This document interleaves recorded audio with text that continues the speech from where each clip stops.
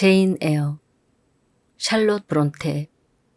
구독과 좋아요, 알림 설정은 하니슬립 책 낭독에 큰 힘이 됩니다.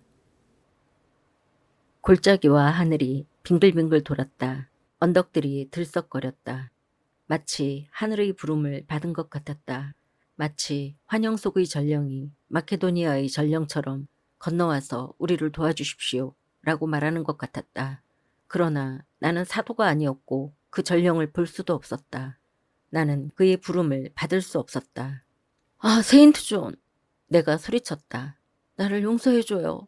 나는 자신의 의무라고 믿는 것을 이행할 때는 자비도 연민도 모르는 사람에게 호소했다. 그가 말을 계속했다. 하느님과 자연은 당신을 선교사의 아내로 예정해 두셨소. 그들이 당신에게 부여한 것은 개인적인 것이 아니라 정신적인 재능이요. 당신은 사랑을 위해 만들어진 것이 아니라 일하도록 만들어졌소. 당신은 선교사의 아내가 되어야 하고 또 그렇게 될 것이요. 당신을 내 아내로 삼겠소. 나는 당신을 내 것으로 요구하겠소. 나 자신의 즐거움을 위해서가 아니라 주님을 섬기기 위해서요. 저는 그런 일에 적합하지 않아요. 신의 부름을 받지도 않았고요. 내가 말했다. 그는 이 첫 번째 반대를 이미 예상했던 것 같다. 그는 이에 대해 화를 내지 않았다.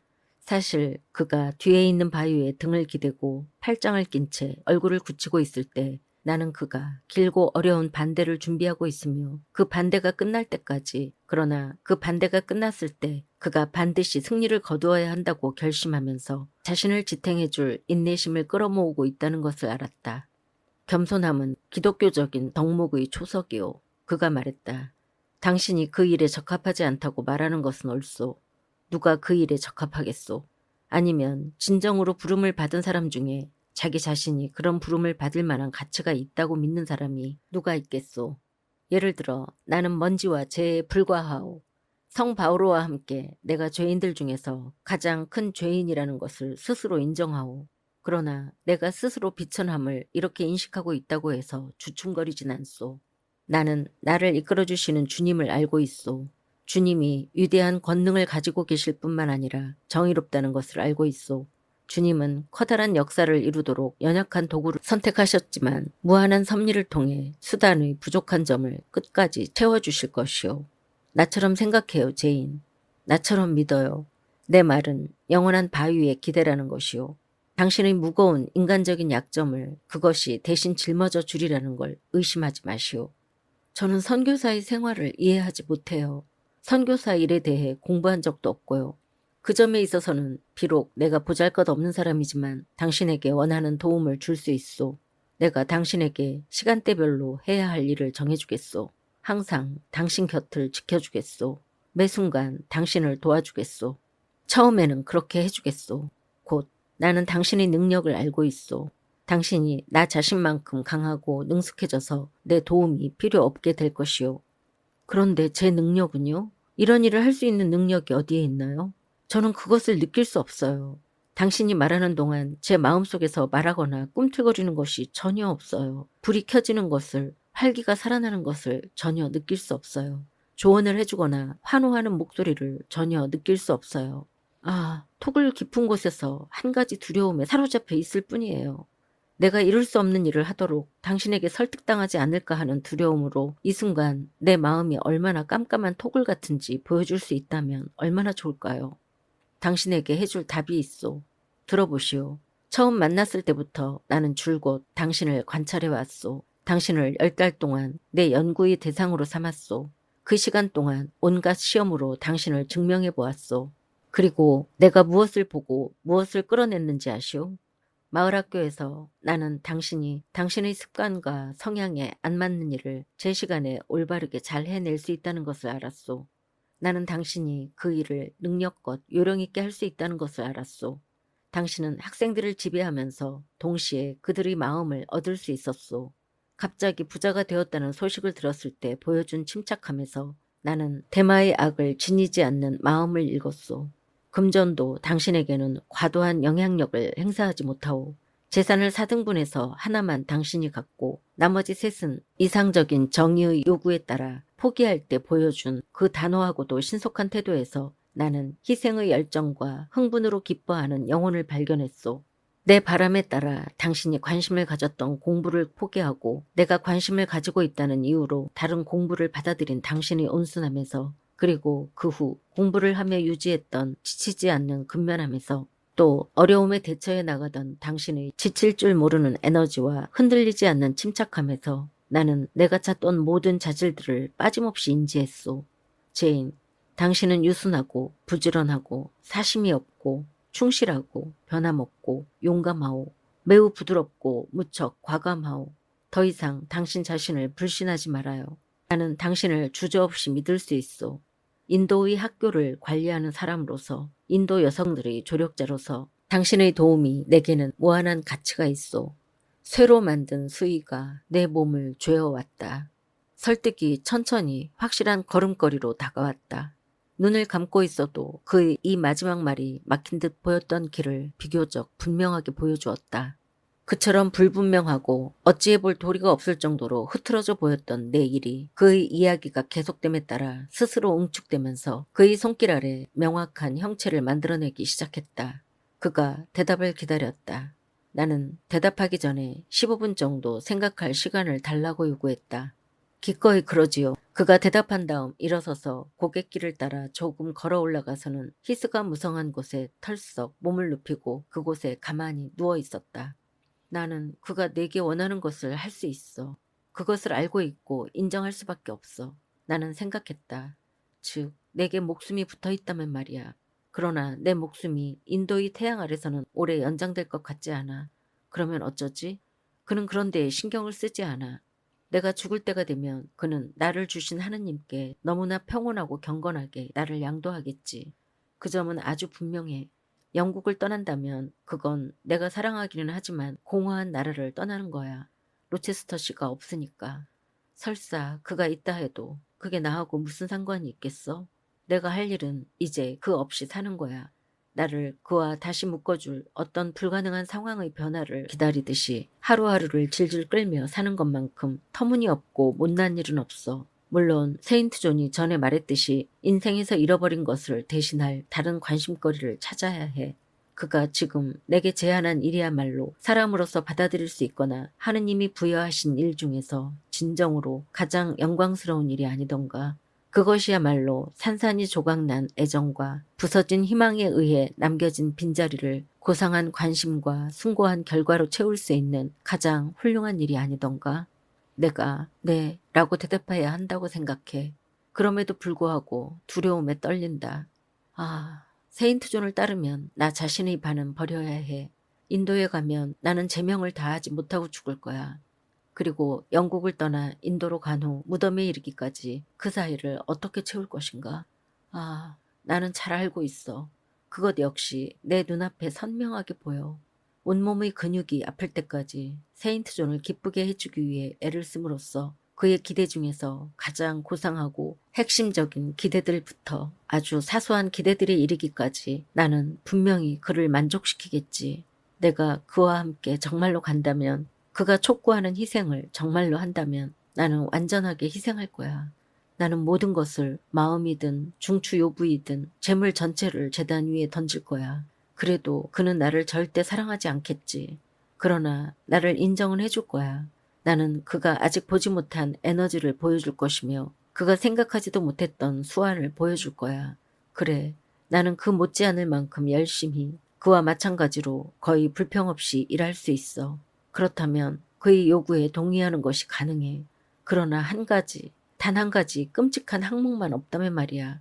그는 내게 아내가 되어달라고 하면서도 저 너머 골짜기에서 시냇물이 거품을 내고 있는 것을 내려다보는 찡그린 거인 같은 바위처럼 나에 대해 남편으로서의 애정을 전혀 품고 있지 않아. 그는 군인이 훌륭한 무기를 다루듯 나를 소중히 여기지. 그리고 그게 전부야. 그와 결혼을 하지 않는다면 나는 이런 일에 절대 슬퍼하지 않을 거야. 그러나 내가 그의 계획을 완수하도록, 그 계획을 냉정하게 실천할 수 있도록 결혼식을 올리게 해줄 수 있을까? 내가 그에게 결혼 반지를 받고 영혼이 완전히 빠져 있다는 것을 알면서도 사랑의 온갖 형식을 견뎌낼 수 있을까? 그가 이것을 충실하게 준수하리라는 것을 나는 의심하지 않는다. 그가 쏟아붓는 모든 애정이 원칙에 따라 치를 희생일 뿐이라는 생각을 견뎌낼 수 있을까? 아니야. 그런 순교는 끔찍할 거야. 나는 그런 일을 절대 겪지 않을 거야. 그의 누이 동생으로서 그와 함께 갈 수는 있어. 그러나 아내로서는 아니야. 그에게 그렇게 말하자. 나는 작은 산 쪽을 바라보았다. 그곳에 그가 엎드린 기둥처럼 꼼짝도 하지 않은 채 누워 있었다. 그가 내 쪽으로 얼굴을 돌렸다. 그의 눈이 조심스럽고 날카롭게 빛났다. 그가 벌떡 일어나서 내게로 다가왔다. 제가 자유로운 몸으로 갈 수 있다면 인도에 갈 준비가 되었어요. 그 대답에는 설명이 필요하오. 그가 말했다. 명확하지가 않소. 당신과 저는 지금까지 친척 남매였어요. 앞으로도 계속 그렇게 지내요. 당신과 저는 결혼하지 않는 편이 더 나을 것 같아요. 그가 고개를 저었다. 이 경우에는 친척 남매 간의 우애로는 충분하지 않을 것이오. 당신이 내 친동생이라면 다르겠지만 당신을 데려가고 아내를 구하지 않을 것이오. 그러나 현재 상황에서는 우리의 결합이 결혼에 의해 맺어져서 신성화되거나 아니면 그런 결합이 아예 존재할 수 없거나 둘 중 하나요. 현실적인 장애물들 때문에 다른 계획은 불가능하오. 그걸 모르겠소, 제인. 잠깐 동안 잘 생각해봐요. 당신의 뛰어난 분별력이 당신을 인도해 줄 것이오. 나는 잘 생각해 보았다. 그러나 여전히 내 분별력은 우리가 남편과 아내로서 서로 사랑하지 않는다는 사실로 나를 이끌어 절대 결혼해서는 안 된다는 결론을 보여주었다. 나는 그렇게 말했다. 세인트 존. 내가 대답했다. 저는 당신을 오빠로 생각해요. 당신은 저를 누이 동생으로 생각하고요. 계속 그렇게 지내도록 해요. 그럴 수 없소. 그럴 수 없어. 그가 짧고 날카롭게 단호한 어조로 말했다. 그걸로는 충분하지 않소. 당신은 나와 함께 인도에 가겠다고 말했소. 기억해요. 당신은 그렇게 말했소. 조건부로요. 좋아요. 좋아. 요점으로 돌아가면 나와 함께 영국을 떠나 앞으로 내가 하는 일을 함께 돕겠다는 데 대해서는 당신이 반대하지 않았소. 당신은 이미 일을 시작한 것이나 다름없소. 당신은 너무 착실한 사람이라 손을 떼지 못할 것이오. 당신에게는 눈앞에 한 가지 목표밖에 없소. 시작한 일을 어떻게 가장 잘하느냐 하는 것이오. 복잡한 관심과 느낌, 생각과 소망, 목적을 단순화시켜요. 모든 고려 대상들을 한 가지 목표로 합병시켜요. 위대한 주님이 내려주신 사명을 효과적으로 온 힘을 다해 달성하겠다는 목표로 말이오. 그렇게 하려면 당신에게 조수가 필요하오. 오빠가 아니라 남편이 필요하오. 오빠는 그 끈이 느슨하오. 나 역시 누이 동생이 필요하지 않소. 누이 동생은 언제든지 내게서 떨어져 나갈 수 있소. 내게는 아내가 필요하오. 살면서 내가 효과적으로 영향을 미칠 수 있고 죽을 때까지 완전하게 보유할 수 있는 단 하나의 협력자가 필요하오. 나는 그의 말을 들으며 몸을 떨었다. 뼛속까지 그의 영향력이 느껴졌다. 그가 내 사지를 붙잡고 있는 것만 같았다. 저 말고 다른 사람에게서 찾으세요, 세인트 존. 당신에게 맞는 협력자를 찾아요. 내 목표에 맞는 협력자를 말하는 거겠죠. 내 일에 맞는 협력자 말이오. 다시 말하지만 내가 결혼하려는 목적은 보잘것없는 한 개인으로서가 아니오. 남자의 이기적인 감각을 지닌 그런 한 남자로서가 아니라 선교사로서 원하는 것이오. 그러면 제 힘을 그 선교사에게 드릴게요. 그게 그가 원하는 전부이니까요. 그러나 저 자신은 못 드려요. 그건 알맹이에 껍데기를 씌우는 일일 뿐이에요. 그에게는 껍데기가 아무 소용없어요. 그 껍데기는 제가 그대로 간직하겠어요. 그럴 수는 없소. 그래서도 안 돼요. 당신은 하느님이 반쪽만 봉헌하는 데 만족하시리라 생각하오?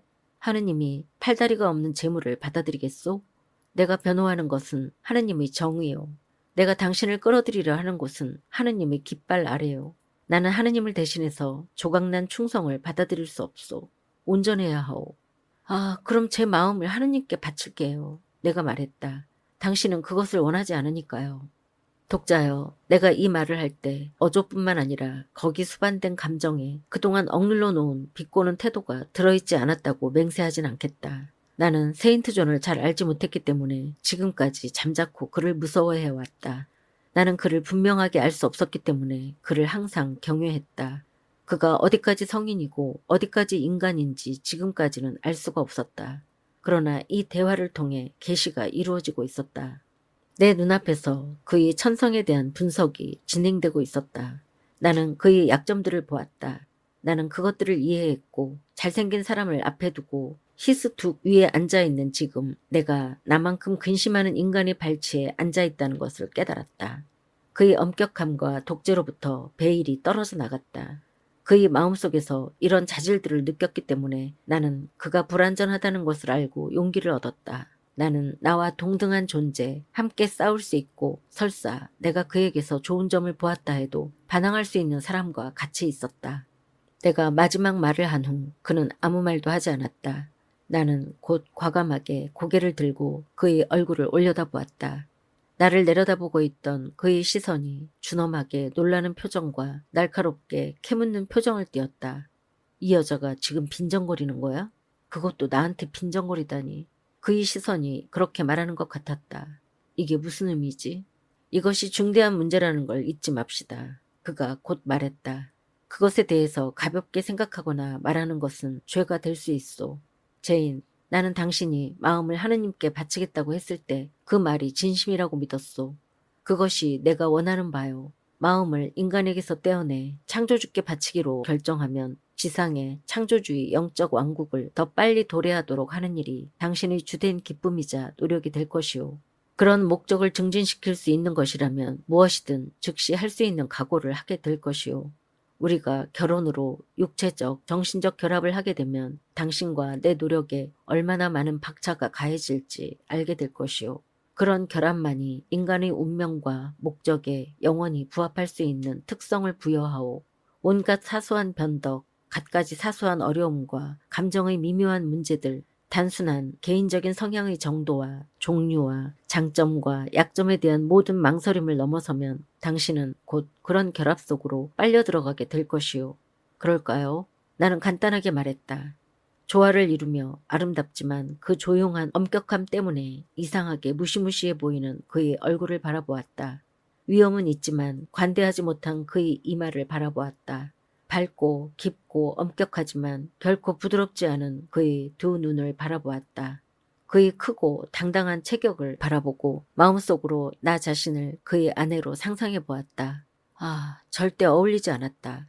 협력자나 동료로서는 모든 것이 괜찮으리라. 그런 자격으로는 그와 함께 바다를 건너리라.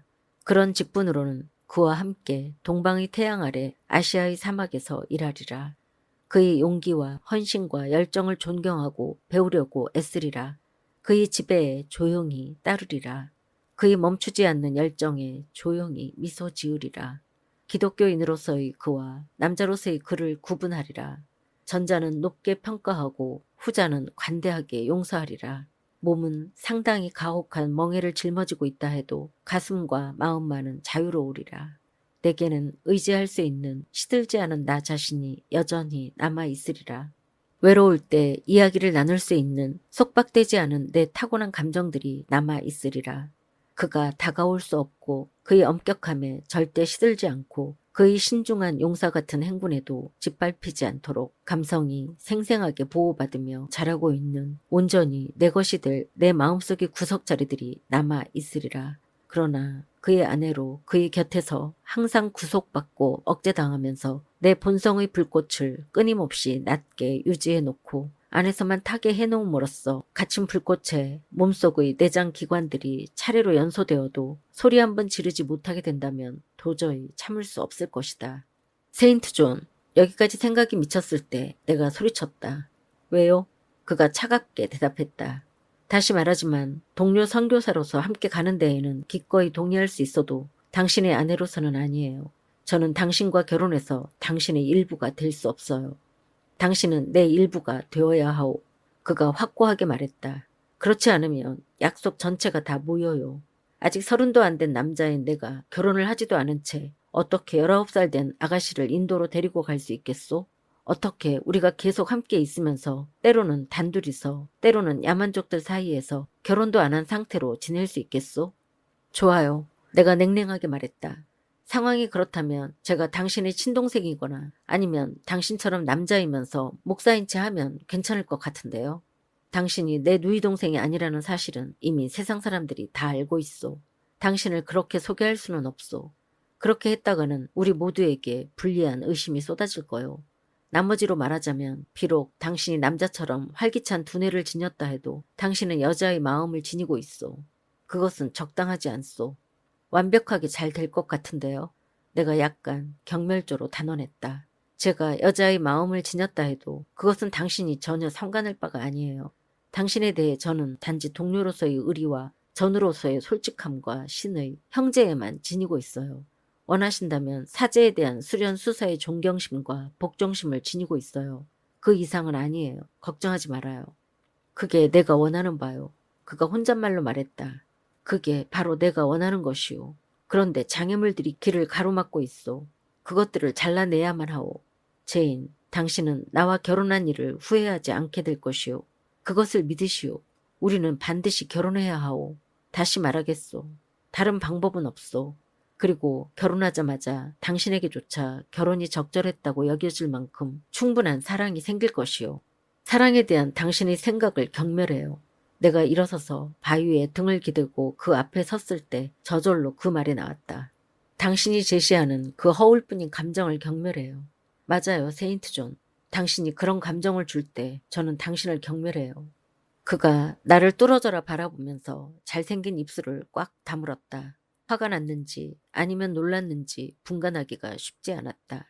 그는 자기 표정을 철저하게 통제할 수 있었다. 당신에게서 그런 표현을 들으리라고는 전혀 예상하지 못했소. 그가 말했다. 나는 경멸당할 만한 행동을 하거나 그런 말을 한 적이 없다고 생각하오. 나는 그의 부드러운 어조에 마음이 움직였고 그의 거만하고 차분한 모습에 위압당했다. 그런 말을 한 것을 용서해줘요, 세인트 존. 그렇게 거리낌 없이 말하도록 절 부추긴 것은 당신 잘못이에요. 당신이 우리의 천성상 의견이 서로 너무나 다른 화제를 끌어들였으니까요. 우리가 절대 논해서는 안 되는 화제를 말이에요. 사랑이라는 바로 그 말이 우리 사이에서는 분쟁의 씨로 작용해요. 정말로 사랑하는지 진실이 요구된다면 우리가 어떻게 해야 하죠? 어떻게 느껴야 할까요? 친애하는 사촌, 당신의 결혼 계획은 포기해요. 잊어버려요. 안 돼요. 그가 말했다. 그것은 오랫동안 품어왔던 계획이고 내 위대한 목적을 이룰 수 있는 유일한 계획이요. 그러나 지금은 당신을 더 이상 채근하지 않겠소. 내일 아침 나는 케임브리지로 떠날 것이요. 작별 인사를 하고 싶은 친구들이 그곳에 많이 있소. 2주일 동안 가 있을 예정이요. 그 시간 동안 내 제안을 잘 생각해봐요. 그리고 당신이 거절한다면 그것은 나를 거절하는 게 아니라 하느님을 거절하는 셈이라는 걸 잊지 마시오. 나라는 수단을 통해서 하느님은 당신에게 고귀한 일을 할 수 있는 문을 열어주셨소. 내 아내로서만이 당신은 그 문으로 들어갈 수 있소. 내 아내가 되길 거절하면 당신은 이기적인 안락과 불모의 궁벽한 땅으로 가는 길에서 영원히 벗어나지 못할 것이오. 그럴 경우 믿음을 거부하고 이교도보다 더 끔찍한 사람으로 간주되지 않을까 두려워하시오. 그가 말을 마치고는 내게서 돌아서서 다시 한번 강을 바라보고 언덕을 바라보았다. 그러나 이번에는 그가 자신의 감정을 모두 가슴에 묻어두었다. 나는 그것을 들을 자격이 없었다. 그의 곁을 따라 집으로 걸어오며 그의 굳은 침묵 속에서 그가 나에 대해 느끼는 모든 감정을 읽어낼 수 있었다. 그것은 복종을 기대했던 곳에서 저항에 맞닥뜨렸을 때 엄격하고 전제적인 본성이 느꼈을 실망감이었고 전혀 공감할 수 없는 다른 감정과 견해를 감지했을 때 냉정하고 완고한 판단력이 느꼈을 불만이었다. 간단히 말해 남자로서 그는 나를 억지로라도 복종하게 만들고 싶었으리라. 그가 내 외고집을 그토록 끈기 있게 참아주고 내게 그토록 오랫동안 수고하고 회개할 기회를 준 것은 오로지 진지한 기독교인으로서였을 것이다. 그날 밤 그는 누이 동생들에게 키스를 한 후 내게는 악수조차 하지 않는 편이 더 낫다고 생각했는지 조용히 방을 나갔다. 비록 그에 대해 사랑의 감정은 없었지만 우정은 많이 품고 있었기에 그처럼 눈에 띄게 무시를 당한 데에 나는 마음이 아팠다. 너무 마음이 아파서 눈물이 솟구쳐 올랐다. 황야에서 세인트 존이랑 산책하면서 말다툼이라도 한 것 같군요, 제인. 다이애나가 말했다. 그를 따라가 봐요. 제인을 기다리면서 지금 복도에서 서성거리고 있으니까 화해하려고 그러는 걸 거예요. 나는 그런 상황에서 자존심을 많이 내세우지 않는다. 위선을 세우느니 행복해지는 쪽을 선택하고 싶었다. 나는 그를 쫓아 달려갔다. 그가 계단 아래에 서 있었다. 잘 자요, 세인트 존. 내가 말했다. 잘 자요, 제인. 그가 차분하게 대답했다. 그럼 악수해요. 내가 덧붙였다. 그가 내 손가락을 얼마나 차갑고 느슨하게 잡았는지 그는 그날 일어났던 일로 매우 불쾌해 있었다. 상냥함도 그의 마음을 풀어줄 수 없었고 눈물도 그를 움직일 수 없었다. 그와는 행복한 화해가 있을 수 없었다. 기분을 풀어주는 미소도 관대한 말도 없었다. 그러나 여전히 기독교인으로서 그는 끈기 있고 침착했다. 내가 용서를 빌자 그는 화나는 일은 마음속에 담아두지 않는 것이 자기 성격이고 화난 적이 없기 때문에 용서할 것도 없다고 말했다. 그리고 그 대답과 함께 그는 가버렸다. 차라리 그가 나를 때려 눕히는 편이 더 나을 것 같았다. 다음 날 그는 내게 말했던 것과 달리 케임브리지로 떠나지 않았다. 그는 출발을 일주일 동안 미루고 그동안 착하지만 엄격하고 양심적이지만 무자비한 남자가 자기의 기분을 상하게 만든 사람한테 어떤 가혹한 처벌을 가할 수 있는지 내게 느끼도록 만들었다. 그는 명백하게 드러나는 적대적인 행동 한 번 하지 않은 채 비난하는 말 한마디 하지 않은 채 내가 자기의 눈밖에 났다는 사실을 시시각각 통감하게 만들었다. 세인트 존이 기독교인답지 않게 앙심을 품었다는 뜻은 아니다. 그가 할 수만 있었다면 내 털끝이라도 하나 건드렸을 거라는 말이 아니다. 천성적으로나 원칙상으로나 그는 복수심을 비열하게 충족시키는 사람이 절대 아니었다. 그는 자신과 자신의 사랑을 조롱하는 말을 한 나에 대해서는 용서했지만 그 말을 잊어버리지는 않았다. 그리고 그와 내가 살아있는 한 그는 절대 그 말을 잊지 않을 것이다. 그가 내게로 몸을 돌릴 때 나는 그와 나 사이의 허공에 그 말이 항상 쓰여 있다는 것을 그의 표정으로 알았다. 내가 말을 걸 때마다 내 목소리를 통해 그 말이 그의 귀에 들렸고 그의 모든 대답에 그 말의 메아리가 붙어 다녔다. 그는 나와 이야기 나누는 것을 피하지는 않았다. 그는 평소처럼 매일 아침 나를 자기 책상으로 부르기까지 했다. 그의 마음속에 들어있는 타락한 사람이 진정한 기독교인으로서의 그가 알지도 못하고 같이 나눌 수도 없는 쾌감, 즉 겉으로는 평소처럼 행동하고 말하면서 이전에 그의 언어와 태도에 준엄한 매력을 전해주었던 관심과 인정의 정신을 말과 행동에서 얼마나 교묘하게 빼버릴 수 있는지 보여주는 쾌감을 맛보고 있었던 것은 아닌가 하는 생각이 들었다. 내게는 그가 사실상 이미 살을 가진 사람이 아니라 대리석이 되었고 그의 눈은 차갑고 반짝이는 파란 보석이 되었으며 그의 혀는 말하는 도구가 되었다. 그 이상은 아무것도 아니었다. 이 모든 것이 내게는 고문이었다. 교묘하고 좀처럼 끝나지 않는 고문. 그것은 분노의 불꽃을 서서히 타오르게 만들고 슬픔으로 계속 떨며 고민하게 함으로써 나를 괴롭히고 짓밟아버렸다. 내가 만약 그의 아내가 된다면 햇빛이 비치지 않는 깊은 샘물처럼 맑은 이 착한 남자는 내 혈관에서 피 한 방울도 흘리지 않고 그 자신의 수정 같은 양심에는 죄를 지었다는 흔적을 눈꼽만큼도 남기지 않은 채 곧 나를 죽일 것 같았다. 특히 그를 달래려고 애쓸 때 이런 느낌이 들었다. 내 슬픔에 응해주는 슬픔이 없었다. 그는 사이가 멀어진 데 대해 전혀 괴로워하지 않았다. 화해하고 싶은 생각이 추호도 없었다. 흘러내린 내 눈물이 떨어져서 우리가 함께 고개 숙여 읽고 있던 책장이 부풀어 오른 적이 여러 번 있었음에도 불구하고 돌이나 무쇠로 만들어진 심장을 가진 것처럼 그에게는 그 눈물이 아무런 영향을 미치지 못했다. 그동안 그는 누이 동생들에게는 평소보다 조금 더 상냥하게 굴었다. 마치 냉담만으로는 내가 얼마나 완전하게 추방당하고 금지당했는지 충분히 알리지 못할 것이라고 우려라도 하는 듯 그는 대조의 힘을 더했다. 나는 그가 이를 악의에 의해서가 아니라 원칙에 따라 행했다고 확신한다. 그가 집을 떠나기 전날 밤 석양이 질 무렵에서 정원을 산책하는 그의 모습을 우연히 보게 되었다. 그를 바라보면서 이 남자가 지금은 멀어졌지만 한때 내 목숨을 구해줬으며 우리가 가까운 친척이라는 사실을 떠올린 나는 그와의 우정을 회복하기 위해 마지막 시도를 해보자는 마음이 들었다. 나는 밖으로 나가서 작은 대문에 기대고 서 있는 그에게 다가갔다. 내가 즉시 요점을 말했다. 세인트 존, 마음이 편치가 않아요. 당신이 아직도 저에게 화가 나 있으니까요. 이제는 친구가 되기로 해요. 나도 우리가 친구이길 바라오.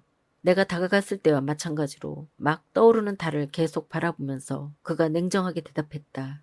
아니요, 세인트 존. 우리는 예전 같은 친구가 아니에요. 당신도 알잖아요. 우리가 친구가 아니란 말이오. 그건 틀렸소. 나로서는 당신이 잘못되기를 전혀 바라지 않소. 당신이 잘 되기만 바라오.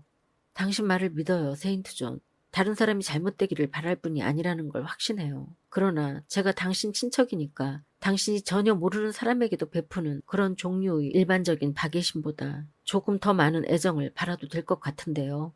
물론이요. 그가 말했다. 당신의 바람은 합리적이요. 나는 결코 당신을 모르는 사람으로 간주하지 않소. 차갑고 차분한 어조로 뱉은 이 말에 나는 큰 굴욕감과 당혹함을 느꼈다. 오만과 분노가 이끄는 대로 따랐다면 나는 즉시 그의 곁을 떠났을 것이다. 그러나 뭔가가 내 마음속에서 그런 감정들보다 더 강하게 작용했다. 나는 사촌오빠의 재능과 원칙을 깊이 존경했다. 그의 우정이 내게는 매우 소중했다. 그를 잃는다는 것이 내게는 큰 괴로움이었다. 우정을 되찾으려는 노력을 그렇게 빨리 포기할 수는 없었다. 우리가 이런 식으로 헤어져야 하나요, 세인트 존? 그리고 지금까지 해왔던 것보다 더 따뜻한 말 한마디 없이 그렇게 절 떠나서 인도로 갈 거예요? 그가 이제는 달에서 완전히 몸을 돌려 나를 마주 보았다. 제인, 내가 당신을 떠나 인도에 가다니. 무슨 말이오? 당신이 인도에 안 간다는 말이오? 당신과 결혼하지 않으면 제가 갈 수 없다고 당신이 말했잖아요. 그럼 당신이 나와 결혼하지 않겠다는 거요? 그 결심에 변함이 없는 것이요? 독자여, 나처럼 알고 계시는지 그런 차가운 사람들이 던지는 얼음 같은 질문에 얼마만큼의 무시무시함이 담겨 있는지, 눈사태가 쏟아지는 것 같은 그들의 분노 속에 얼마만큼의 무시무시함이 담겨 있는지, 얼어붙은 바다가 갈라지는 것 같은 그들의 불쾌감에 얼마만큼의 무시무시함이 담겨 있는지. 아니요, 세인트 존. 저는 당신과 결혼하지 않을 거예요. 제 결심은 변함이 없어요. 눈사태가 일어나며 앞으로 밀려왔지만 아직 무너져 내리지는 않았다. 다시 한번 묻겠는데 왜 이렇게 거절하는 것이오? 그가 물었다. 전에는 당신이 절 사랑하지 않기 때문이었어요. 내가 대답했다. 지금은 당신이 절 미워하기 때문이라고 대답할게요. 당신과 결혼하면 당신이 절 죽일 거예요. 당신은 지금도 절 죽이고 있어요. 그의 입술과 뺨이 하얗게 질렸다. 백지장처럼 하얘졌다. 내가 당신을 죽일 거라니. 내가 당신을 죽이고 있다니. 당신은 절대 해서는 안 되는 말을 하고 있어. 난폭하고 여자답지 못하고 진실하지 않은 말이오. 그것은 유감스러운 마음 상태를 보여주고 있어. 심한 비난을 받아 마땅한 말이오. 변명의 여지가 없어 보이오. 그러나 77번까지라도 친구를 용서하는 것이 사람의 의무요.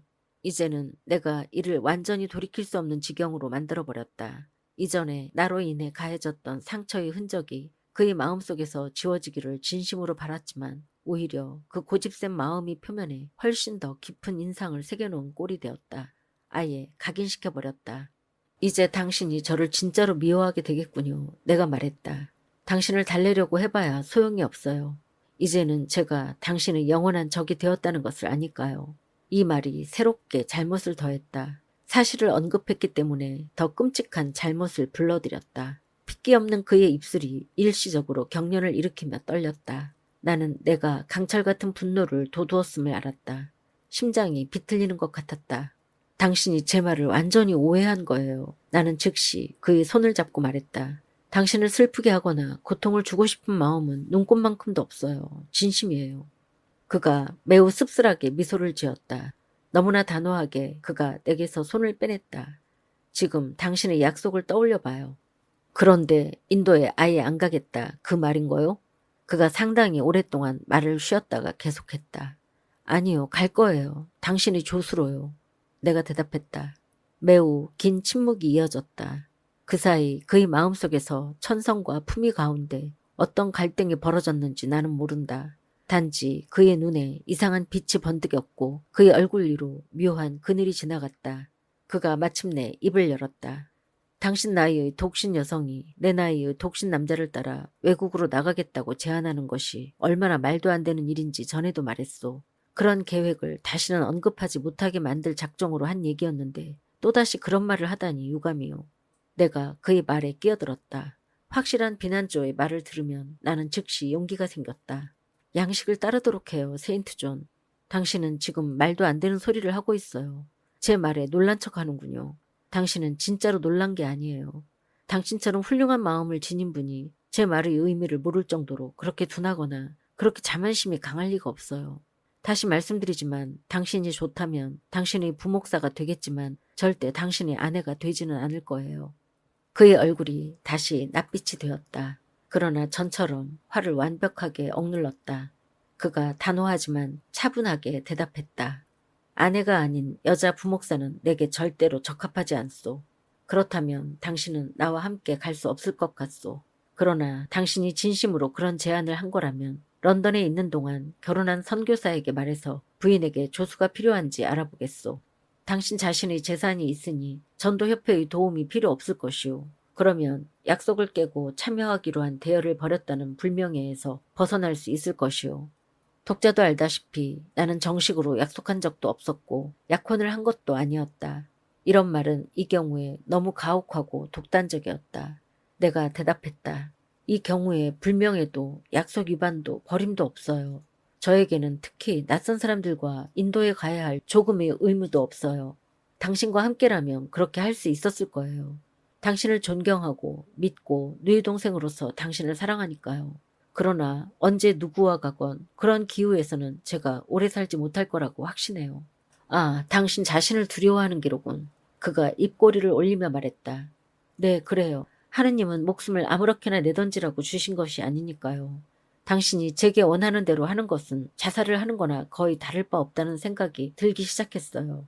더구나 영국을 떠나는 것보다 영국에 남아있는 편이 과연 더 소용없는 일일지 떠나기로 확고하게 결정하기 전에 그 사실을 확실히 알아야겠어요. 무슨 말이요? 설명하려 해봐야 소용없을 거예요. 그러나 오랫동안 고통스럽게 궁금해하던 점이 있어요. 그 궁금증이 없어질 때까지는 아무데도 갈 수 없어요. 당신의 마음이 어디로 향해 있는지 무엇에 집착하는지 알고 있어. 당신이 가슴에 품고 있는 관심사는 법에 어긋나고 신성하지 못한 일이오. 당신은 오래전에 그것을 없애버려야 했소. 지금 당신은 그 일에 대해 언급하는 것을 부끄럽게 여겨야 하오. 로체스터시를 생각하고 있소? 사실이었다. 나는 그것을 침묵으로 고백했다. 로체스터시를 찾을 생각이오? 그가 어떻게 되었는지 알아보아야 해요. 그렇다면 당신을 내 기도 속에서 기억하며 당신이 하느님의 버림받은 자식이 되지 않도록 당신을 위해 기도하는 일이 내게 남았군요. 나는 당신이 선택된 사람들 중 하나라고 생각했소. 그러나 하느님은 사람들처럼 보지 아니하니 하느님의 뜻에 따를 뿐이요. 그는 대문을 열고 나가서 골짜기 아래로 걸어갔다. 그가 곧 시야에서 사라졌다. 거실로 다시 들어가자마자 나는 깊은 생각에 잠긴 표정으로 창가에 서 있는 다이애나를 발견했다.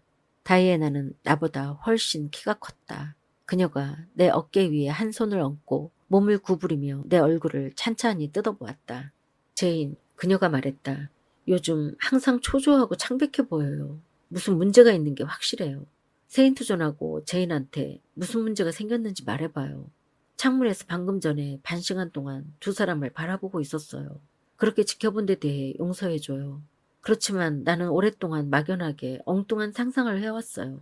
세인트 존은 이상한 사람이에요. 그녀가 잠시 말을 멈췄다. 나는 아무 말도 하지 않았다. 곧 그녀가 다시 말하기 시작했다. 오빠가 제인에게 각별한 마음을 품고 있다는 생각이 들어요. 그는 어느 누구에게도 보여주지 않았던 주목과 관심을 기울이며 제인을 오랫동안 각별히 대해왔어요. 그게 무슨 목적 때문이었을까요? 그가 당신을 사랑한다면 좋겠는데 오빠가 당신을 사랑하는 거예요, 제인. 나는 그녀의 차가운 손을 가져다가 내 뜨거운 이마에 댔다. 아니에요, 다이. 눈꽃만큼도 아니에요. 그렇다면 왜 그가 그런 눈으로 당신을 계속 바라보고 당신하고만 그렇게 자주 같이 있고 당신을 그렇게 계속 곁에 두는 거죠? 메리와 나는 오빠가 제인과 결혼하고 싶어 한다고 결론을 내렸어요. 맞아요. 그가 저한테 아내가 되어달라고 청혼했어요. 다이애나가 손뼉을 쳤다. 우리가 바라고 생각했던 그대로네. 그러면 그와 결혼할 거죠? 아니에요, 제인. 그러면 오빠가 영국에 남아있는 거죠? 전혀 아니에요, 다이애나. 그가 저한테 청혼한 유일한 이유는 인도에서 같이 일할 잘 맞는 동료 일꾼을 얻기 위한 것이에요. 어머나, 오빠가 제인을 인도에 데려가고 싶어 한다고? 네. 미쳤나 봐. 그녀가 소리쳤다. 당신은 거기서 석 달도 못 살 거예요. 분명해. 절대 당신을 안 보낼 거야. 동의한 거 아니죠, 제인? 그의 청혼을 거절했어요. 그래서 그의 기분을 상하게 만들었군요. 그녀가 물었다. 많이요. 그가 절 절대 용서하지 않을 것 같아요. 그렇지만 그의 누이로서 같이 가겠다고 했어요. 제인, 그렇게 하는 것은 말도 안 되는 어리석은 짓이에요. 당신이 떠맡은 일을 생각해봐요. 쉴 새 없이 힘들게 해야 하는 일일 텐데 힘들어서 튼튼한 사람들도 죽어요. 게다가 제인은 몸도 약하잖아요. 세인트 존은 불가능한 일을 하도록 제인을 내몰 거예요. 제인도 잘 알잖아요. 오빠와 함께 있으면 뜨거운 태양 아래에서 쉬는 것조차 절대 허용되지 않을 거예요. 그리고 불행히도 내가 아는 바로는 제인은 그가 시키는 일은 뭐든지 무리해서라도 하잖아요.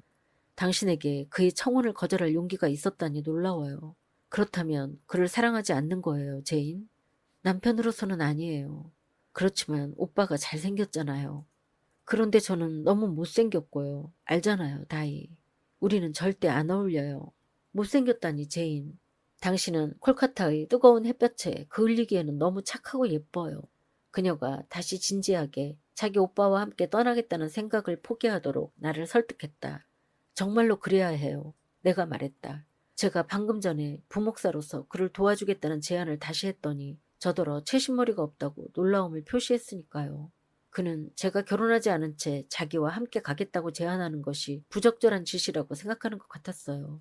마치 처음부터 제가 그를 오빠로 생각하려 하지도 않았고 오빠로 대하지도 않았다는 듯이 말이에요. 왜 그가 당신을 사랑하지 않는다고 생각하는 거죠, 제인? 언니가 직접 그 문제에 대해 그가 하는 말을 들어봐야 해요. 저와 결혼하고 싶어 하는 것은 자기 자신 때문이 아니라 자기가 맡은 일 때문이라고 계속 설명했어요. 저는 일을 하기 위해 만들어졌을 뿐 사랑을 하기 위해서가 아니라면서요. 물론 그 말이 맞아요. 그러나 제가 사랑을 하기 위해 만들어진 것이 아니라면 당연히 결혼을 위해 만들어진 것도 아니라고 생각해요. 사람을 유용한 도구로서만 간주하는 남자에게 평생 묶이게 된다면 이상하지 않나요, 다이? 찬성할 수도 없고 이해도 안 되고 있을 수도 없는 일이에요. 그렇지만 설사 제가 그에 대해 누이 동생으로서의 애정만 가지고 있다 해도 억지로 그의 아내가 된다면 그에게 불가피하고 묘하고 괴로운 사랑이 생겨날 가능성은 있다고 생각해요. 그는 재능이 뛰어난 사람이고 그의 표정과 태도와 대화에서 어떤 영웅적인 위대함을 느끼는 경우가 종종 있으니까요. 내가 말을 계속했다. 그런 경우에는 제 운명이 말로 표현할 수 없을 정도로 비참해질 거예요. 그는 절대 제 사랑을 원치 않을 테니까요. 그리고 제가 그런 감정을 보인다면 그는 그것이 자신에게는 필요 없고 저에게는 어울리지 않는 사치품이라고 할 거예요. 틀림없이 그럴 거예요. 그렇지만 세인트 존은 착한 사람이에요. 다이애나가 말했다. 착하고 훌륭한 사람이죠. 그러나 그는 그 자신의 위대한 생각을 추구하면서 보통 사람들의 감정과 요구를 무정하게 잊어버려요. 그래서 그에게 짓밟히지 않도록 중요하지 않은 것들은 치워두는 편이 좋아요. 그가 이쪽으로 오네요. 저는 그만 가볼게요, 다이애나. 나는 그가 정원으로 들어오는 것을 보고 서둘러 2층으로 올라갔다. 어쩔 수 없이 저녁 식사 때 그를 다시 만나게 되었다. 저녁 식사를 하는 동안 그는 평소처럼 차분했다. 나는 그가 내게 다시는 말을 걸지 않으리라 생각했고 결혼 계획을 계속 추진하는 것을 포기했다고 확신했다. 그러나 이후 전개된 상황을 통해 내가 두 가지 점에서 모두 틀렸음이 드러났다. 그는 평소와 똑같이, 아니 정확하게 표현하면 최근 들어서의 평소와 똑같이 극도로 정중하게 내게 말을 걸었다. 틀림없이 성령에게 내가 그의 마음속에 불러일으킨 분노를 진정시켜 달라고 도움을 청했고 이제는 자신이 나를 다시 한번 용서했다고 믿는 것 같았다. 기도 전의 저녁 낭독을 위해 그가 요한의 묵시록 21장을 선택했다. 그가 읽어주는 성서를 듣는 일은 언제나 즐거웠다. 하느님의 계시를 전달할 때만큼 그의 멋진 목소리가 그렇게 감미롭고 성량이 풍부한 적이 없었고 고상하고 수수한 그의 태도가 그렇게 감동적으로 보인 적이 없었다. 그가 가족들에 둘러싸여 거기에 앉아서 커다란 낡은 성경 위로 고개를 숙이고 새로운 천국과 새로운 세상의 모습을 책장으로부터 묘사해 줄 때 하느님이 어떻게 인간과 함께 살러 오실 것인지 하느님이 어떻게 인간의 눈에서 눈물을 닦아주시며 이전의 것들이 다 소멸되었기 때문에 이제는 더 이상 죽음도 슬픔도 눈물도 없으리라고 약속하셨는지 묘사해 줄 때 그날 밤 그 목소리는 더 엄숙한 어조를 띄었고 태도는 더 오싹한 의미를 지니고 있었다. 이어지는 그의 말을 들으며 나는 이상하게 오싹해졌다. 뭐라 표현할 수 없는 작은 목소리의 변화에 의해 그가 그 말을 하면서 내게로 시선을 돌렸음을 느꼈을 때 특히 더 그랬다. 승리하는 자는 이것들을 차지하게 될 것이며 나는 그의 하느님이 되고 그는 내 아들이 될 것이다. 그가 천천히 또박또박 읽어나갔다. 그러나 비겁한 자와 믿음이 없는 자들이 차지할 곳은 불과 유황이 타오르는 바다뿐이다. 이것이 둘째 죽음이다. 이때부터 나는 세인트 존이 나에 대해 우려하는 운명이 어떤 것인지 알게 되었다. 열렬한 소망이 섞인 차분하고 억제된 승리감이 그 장의 마지막 장려한 식구를 또박또박 읽어나가는 그의 목소리에 여실히 드러났다. 성경을 읽어나가는 그는 자신의 이름이 이미 어린 양의 생명의 책에 적혀 있다고 믿고 있었으며 지상의 왕들이 영광과 명예를 가져오고 하느님의 영광이 그곳을 비추고 어린 양이 그곳이 비치기 때문에 해나 달이 빛날 필요가 없는 성도로 들어갈 시간을 고대하고 있다고 믿고 있었다. 그 장을 읽은 다음 이어진 기도에 그의 모든 에너지가 집결되었고 그의 엄숙한 열정이 모두 깨어났다. 그는 열성적으로 하느님께 기도를 드리고 승리를 다짐했다. 마음이 약한 사람에게는 힘을 달라고 간청했고 우리에서 벗어난 길 잃은 양들을 잘 인도해달라고 간청했으며 세상과 육체의 유혹을 받아 좁은 길에서 벗어나려고 하는 사람들을 늦게라도 돌아오게 해달라고 간청했다. 그는 위난에서 구원받는 은혜를 원하고 간구하고 호소했다. 열성이란 항상 매우 엄숙하다. 처음에는 그 기도를 들으면서 그의 열성에 감탄했다. 그러다 그 기도가 계속되고 격해지자 나는 감동을 받았다가 마침내는 두려운 마음이 들었다. 그는 자신의 목적이 훌륭하고 선하다고 진심으로 믿고 있었다. 그 목적을 간구하는 그의 기도를 듣는 다른 사람들도 함께 그것을 느끼지 않을 수 없었다. 기도가 끝나고 우리는 그에게 작별 인사를 했다. 그는 다음 날 아침 일찍 떠날 예정이었다. 다이애나와 메리가 그에게 키스를 하고 방을 나갔다. 그가 그들에게 그렇게 하라고 넌지시 귀띔을 한 것 같았다. 나는 손을 내밀고 그에게 즐거운 여행이 되기를 빈다고 말했다. 고맙소, 제인. 전에 말한 대로 보름 후에 케임브리지에서 돌아올 것이오. 그 시간 동안 잘 생각해 보시오. 내가 인간의 오만함에 귀를 기울였다면 당신에게 결혼하자는 말을 더 이상 안 할 것이오. 그러나 나는 내 의무에 귀를 기울이고 내 첫 번째 목표, 하느님의 영광을 위해 모든 것을 다하겠다는 그 목표를 변함없이 마음에 새겨두고 있소. 주님은 오랫동안 고난을 당하셨고 나도 그럴 것이오. 나는 당신이 진노의 그릇으로서 지옥에 떨어지도록 포기할 수가 없소. 아직 시간이 있을 때 회개하고 결심하시오. 우리는 해가 떠 있는 동안 일하라는 명령을 받았고 이제 밤이 올 터인데 그때는 아무도 일을 할 수가 없다라는 경고를 받았다는 걸 명심하시오. 살았을 때 좋은 것을 소유했던 부자의 운명을 명심하시오. 하느님이 당신에게 절대 빼앗기지 아니할 좋은 몫을 택할 힘을 주시길 빌겠소. 그가 마지막 말을 하면서 내 머리에 손을 얹었다. 그는 진지하고 부드럽게 말했다. 그의 표정은 사실 사랑하는 여자를 바라보는 연인의 표정이 아니라 길 잃은 양을 다시 불러들이는 목사의 표정이었다. 아니, 자신이 책임지고 있는 인간을 바라보는 수호천사의 표정이라고 하는 편이 더 적절할지도 모르겠다. 재능 있는 사람들은 감정이 있건 없건 광신자이건 대망을 품은 사람이건 독재자이건 단지 진지하기만 하다면 숭고해 보이는 순간들이 있다. 위압하고 지배하는 순간들이 있다. 나는 세인트 존에게 존경심을 느꼈다. 그 존경심이 너무나 강렬해서 그 추진력에 나는 그렇게 오랫동안 회피했던 지점으로 즉시 밀려났다.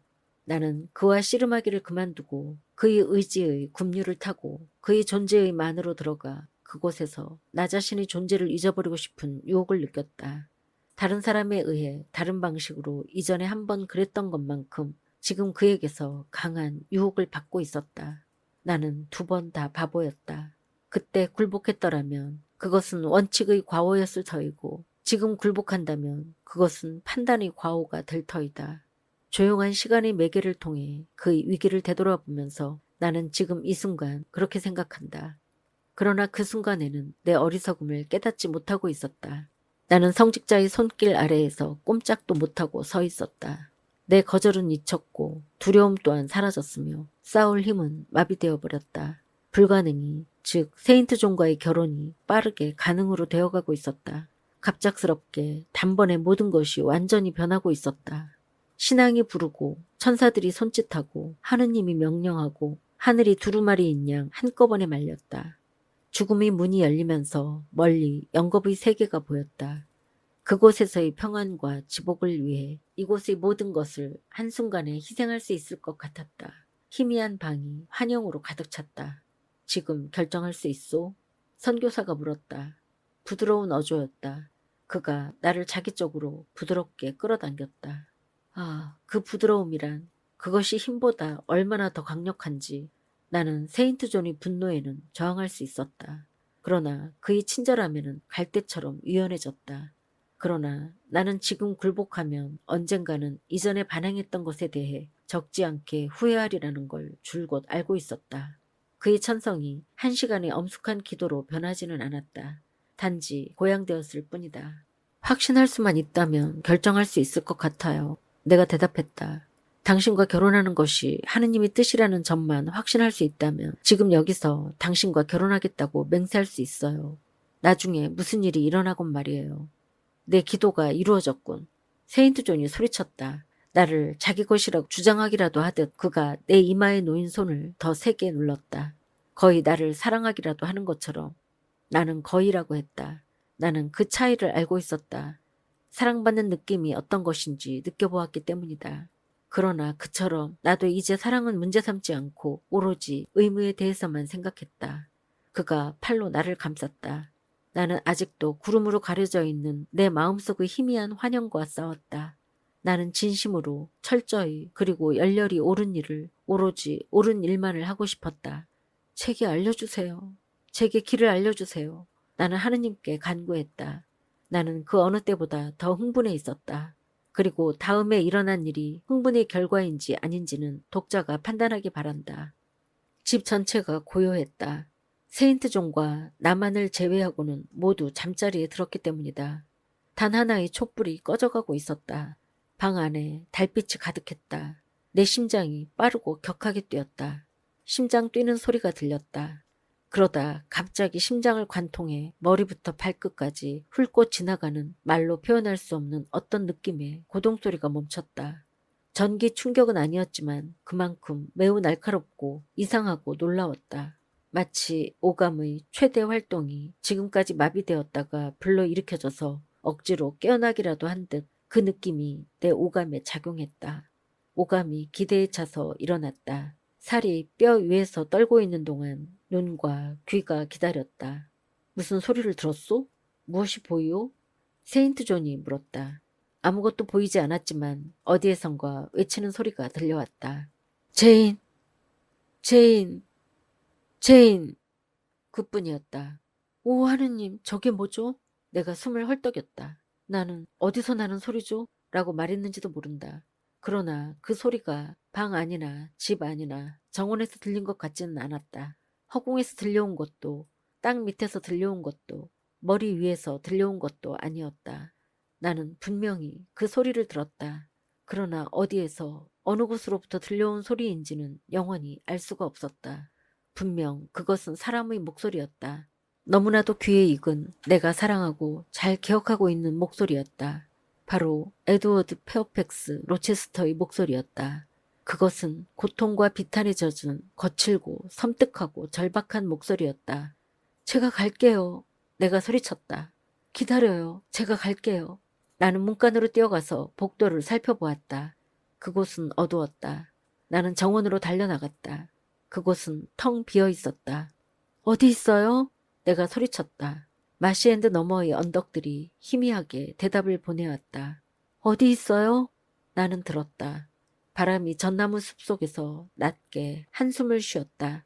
사방은 황야의 쓸쓸함과 한밤의 적막뿐이었다. 미신이여 물러가라. 대문가의 검은 주목 옆에서 유령이 솟아오른 것처럼 보였을 때 내가 말했다. 이것은 네 속임수도 아니고 네 마술도 아니다. 이것은 자연의 작용이다. 자연이 깨어나서 기적이 아니라 비장의 재주를 부린 것이다. 나는 나를 쫓아와 붙잡으려고 하는 세인트 존의 손에서 벗어났다. 이제는 내가 주도권을 줄 때가 되었다. 내 힘이 움직여 활동할 시간이었다. 나는 그에게 아무런 질문도 그 어떤 말도 하지 말라고 했다.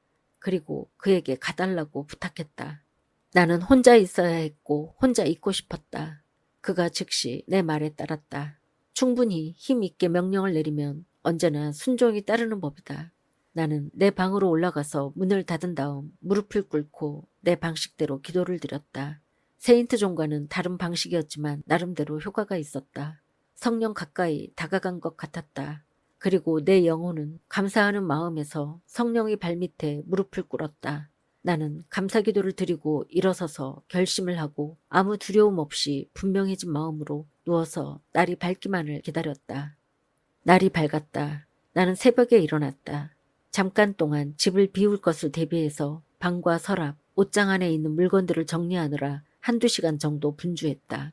그동안 세인트 존이 방에서 나오는 소리가 들렸다. 그가 내 방문 앞에서 멈춰섰다. 나는 그가 문을 두드릴 줄 알았다. 아니었다. 그냥 종이 한 장이 문 밑으로 미끄러져 들어왔다.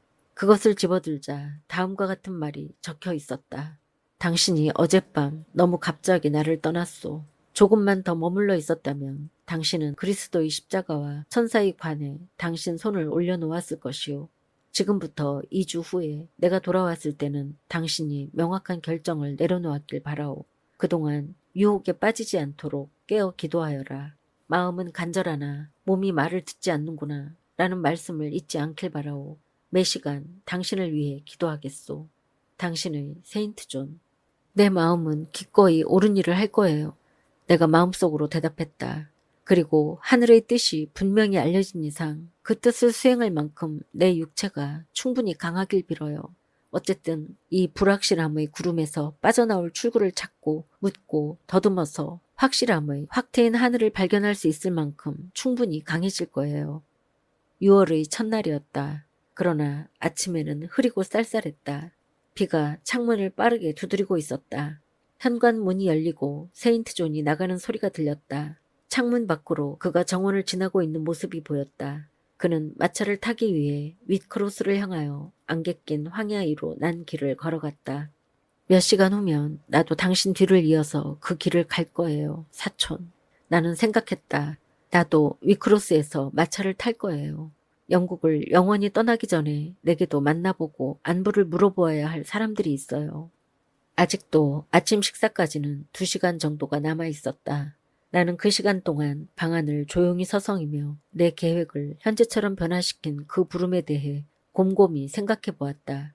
내가 경험했던 마음속의 그 느낌을 다시 떠올렸다. 말로 표현할 수 없는 그 이상한 느낌까지 모든 것을 전부 떠올릴 수 있었기 때문이다. 내가 들었던 목소리를 떠올려 보았다. 그 소리가 어디서 났는지 다시 스스로에게 물어보았지만 그때와 마찬가지로 허사였다. 그것은 바깥 세상이 아니라 내 마음속에서 들려온 것 같았다. 단순히 신경이 흥분해서 만들어낸 인상이었을까? 환각이었을까? 그렇다고 생각할 수도 믿을 수도 없었다. 어떤 영감 같았다. 그 놀라운 느낌의 충격은 바울로와 실라가 갇혀있던 감옥을 흔들어 놓은 지진과 같은 느낌으로 다가왔다. 그것은 영혼의 감옥 문을 열고 그 족쇄를 풀어주었다. 그 충격에 잠을 깨어 소스라치게 놀란 영혼이 떨며 귀를 기울이다가 잠에서 갑자기 뛰쳐나왔다. 그리고 내 놀란 귀와 떨리는 심장과 마음에 3번의 외침을 울려 퍼지게 했다. 내 마음은 두려워하거나 떨지 않고 성가신 육체와 상관없이 자신에게만 허락된 노력을 기울이다 성공한 것에 기뻐하듯이 환희에 차 있었다. 머지않아서 나는 그에 대해 뭔가를 알게 될 거야. 그의 목소리가 어젯밤 나를 부르는 것 같았어. 나는 생각을 마무리하면서 말했다. 편지는 아무 소용이 없는 것으로 드러났어. 직접 알아보는 방법으로 편지를 대신해야겠어. 아침 식사 시간에 나는 다이애나와 메리에게 내가 여행을 가려고 하며 적어도 나흘 정도는 집을 떠나 있을 거라고 알렸다. 혼자서 제인? 그들이 물었다. 네, 한참 동안 걱정해왔던 친구의 소식을 알아보거나 들으러 가는 거예요. 그들은 자신들 외에는 내게 어떤 친구도 없다고 알고 있는데 무슨 일이냐고 물을 수도 있었다. 나는 그들이 분명 그렇게 생각했으리라고 믿는다. 실제로 내가 자주 그렇게 말했기 때문이다. 그러나 그들은 진짜 타고난 품위를 지니고 있었기 때문에 아무 말도 하지 않았다. 다만 내가 여행할 수 있을 정도로 충분히 몸이 괜찮으냐고 다이애나가 물었을 뿐이다. 그녀는 내가 너무 창백해 보인다고 말했다. 나는 마음속의 근심을 제외하고는 아픈 데가 전혀 없으며 그 근심도 곧 덜어지기를 바란다고 대답했다. 어떤 질문이나 억측으로도 괴롭힘을 당하지 않았기에 그 이후로는 여행 준비를 하기가 쉬웠다. 내 계획에 대해 지금은 분명히 밝힐 수가 없음을 설명하고 나자 그들은 내가 아무 말 없이 계획을 수행하도록 친절하고 현명하게 묵인해 주면서 내게 자유롭게 행동할 특권을 부여해 주었다. 나는 오후 3시에 무어하우스를 떠나 4시 직후에는 위크로스의 표지판 아래 서서 나를 멀리 손필드로 태워다 줄 마차가 도착하기를 기다렸다. 그 적막한 도로와 황량한 언덕들의 고적함 속에서 멀리 마차가 다가오는 소리가 들렸다. 그것은 1년 전 바로 이곳에서 어느 여름날 저녁 나를 내려주었던 것과 같은 마차였다. 그때 나는 얼마나 처량하고 절망적이고 막막했던가. 내가 손짓을 하자 마차가 멈췄다. 나는 마차에 탔다. 이제는 마차에 타는 대가로 내 전 재산을 내주지 않아도 괜찮았다. 다시 손필드로 가는 길에 오르자 마치 편지를 배달하는 비둘기가 집으로 돌아가는 것 같은 기분이 들었다. 36시간의 여행이었다. 화요일 오후에 위크로스를 출발했는데 목요일 아침에 마차가 길가 여관에서 말한테 물을 먹이기 위해 멈춰섰다. 여관은 푸르른 산 울타리와 넓은 들, 낮은 목가적인 언덕들의 모습이 마치 예전에 친숙했던 얼굴 생김새처럼 내 눈에 다가오는 경치 한가운데에 위치해 있었다. 모턴의 황량한 북부, 내륙 황야와 비교했을 때 그 모양새와 푸르른 색조가 얼마나 부드러운지. 그렇다. 나는 이 경치의 특징을 알고 있었다. 나는 우리가 목적지에 거의 다 왔다고 확신했다. 여기서 손필드까지 얼마나 되나요? 내가 여관집 마부에게 물었다. 들판을 가로질러 딱 2마일 남았어요, 부인. 내 여행이 끝나가는구나. 나는 속으로 생각했다. 나는 마차에서 내려 여관집 마부에게 내가 찾으러 올 때까지 짐을 보관해달라고 한 다음 요금을 지불했다. 마부는 흡족해하며 떠났다. 여관 표지판 위에서 햇살이 반짝이고 있었다. 간판에는 금박 글씨로 로체스터 암스라고 쓰여 있었다. 가슴이 뛰었다. 나는 이미 내 주인의 영지를 밟고 있었다. 그러나 가슴이 다시 철렁했다. 문득 이런 생각이 들었다. 잘은 모르겠지만 네 주인은 지금 영국 해협을 떠났을지도 몰라. 그런데 네가 서둘러 가고 있는 손필드 저택에 설사 그가 있다 해도 그 곁에 누가 있지? 그의 미치광이 아내가 있어. 그리고 너는 그와 아무 상관도 없는 사람이야. 그와 말을 하거나 그와 같이 있으려고 해서는 안 돼. 그러면 그동안 수고한 게 물거품이 되는 거야. 더 이상 가지 않는 게 좋을 거야. 내 훈계자가 재촉했다. 여관에 있는 사람들에게 소식을 알아봐. 그들이 네가 알고자 하는 걸 모두 알려줄 수 있을 거야. 그들이 네가 미심쩍어 하는 부분을 즉시 해결해 줄 거야. 저 사람에게 다가가서 로체스터 씨가 집에 있는지 물어봐. 그 제안이 이치에 닿았지만 나는 그에 따라 행동하도록 나 자신을 다그칠 수가 없었다. 나는 절망으로 나를 부숴버릴 대답이 너무 두려웠다. 의심을 연장하는 것은 희망을 연장하는 것이었다. 나는 희망의 별빛 아래에서 손필드 저택을 다시 한번 보게 될지도 모른다. 내 앞에 돌층계가 보였다. 손필드로부터 도망치던 날 아침 나를 따라오며 괴롭히던 복수심으로 불타는 분노에 마음이 산란해서 앞도 안 보이고 아무 소리도 안 들리는 채로 서둘러 지나갔던 바로 그 들판이 있었다. 내가 어떤 길로 갈 것인지 결정하기도 전에 나는 그 들판 한가운데에 있었다. 얼마나 빨리 걸었던가. 때로는 어떻게 달렸던가. 친숙한 수프의 모습이 빨리 시야에 들어오길 얼마나 고대했던가. 잘 알고 있는 수프의 모습을 어서 보게 되기를 얼마나 고대했던가. 잘 알고 있던 나무 하나하나와 그 나무 사이의 목초지와 언덕의 친숙한 모습을 내가 어떤 감정으로 맞이했던가. 마침내 숲이 나타났다.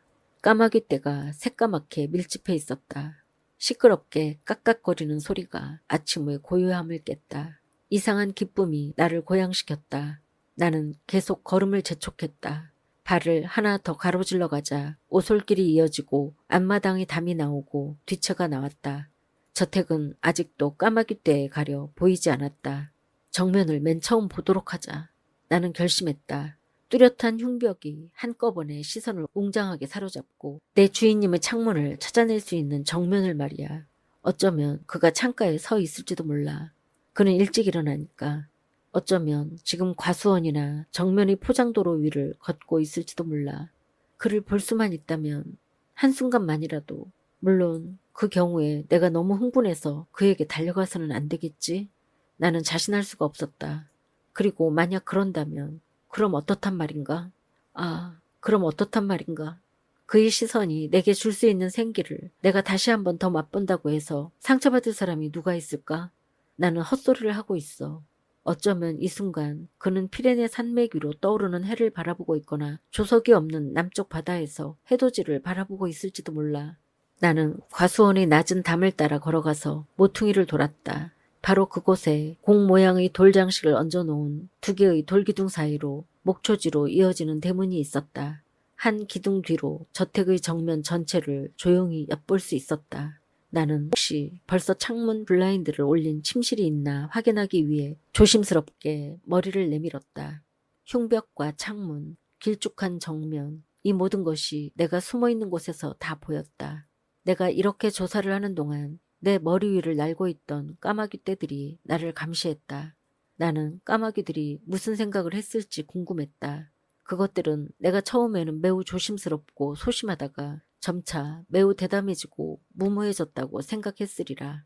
살짝 엿보다가 다음에는 오래 바라보고 또 그 다음에는 내가 있던 구석진 곳에서 나와 목초지로 들어가서는 대저택의 정면에서 갑자기 딱 멈춰서 그것을 대담하게 오랫동안 바라보았다.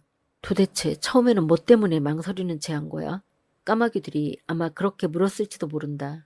그런데 지금은 뭐 때문에 저렇게 철없이 대담하게 구는 거야? 예를 들어보라. 독자여. 사랑을 하는 한 남자가 자신이 사랑하는 여인이 이끼 낀 강둑에 잠들어 있는 것을 발견했다고 하자. 그는 그녀를 깨우지 않고 그녀의 아름다운 얼굴을 보고 싶다. 그는 소리를 내지 않으려고 조심하면서 살금살금 풀밭 위를 걷는다. 그녀가 몸을 뒤척인다고 생각한 그는 발을 멈춘다. 그는 뒤로 물러선다. 그는 어떤 일이 있더라도 눈에 띄고 싶지 않다. 사방이 고요하다. 그는 다시 다가간다. 그가 그녀 위로 몸을 구부린다. 얇은 베일이 그녀의 얼굴을 덮고 있다. 그는 베일을 들어 올리고 몸을 더 구부린다. 이제 그의 눈은 자고 있는 아름다운 모습, 따뜻하고 활짝 피어오른 사랑스러운 모습을 기대한다. 그가 얼마나 조급하게 첫 시선을 던졌던가. 그러나 그 시선은 꼼짝도 하지 못한다. 그가 깜짝 놀란다. 그는 한순간 전에만 해도 손가락으로도 감히 건드릴 엄두를 내지 못했던 형체를 갑자기 격렬하게 양팔로 끌어안는다. 그는 큰 소리로 이름을 부르며 안고 있던 것을 내려놓고 그 형체를 미친 듯이 바라본다.